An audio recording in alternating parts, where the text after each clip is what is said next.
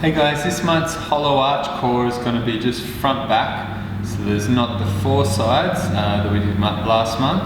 And you're just doing a minute front back with 10 rocks to begin with. So this is quite hard to go the distance on it. So you want to make sure you do a good version that you feel solid with. So the 10 rocks aren't going to be too hard.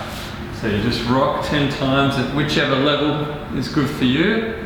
So you might find you can do the heavier version, but then you've got to hold through for that remainder of the minute. And then from there, if you find that's getting too hard, you can work down the versions.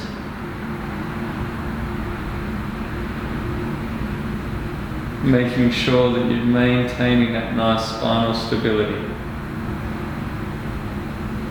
If you're feeling like the lower back's going to lift off and it's too heavy, and just come back to that easier version. So a minute face up, or you can start face down. I like usually starting face down because I like to do the posterior chain first, just because that pulling action is in the posterior chain and most people that's what they need to develop more of. So you might rock with the fingertips down here,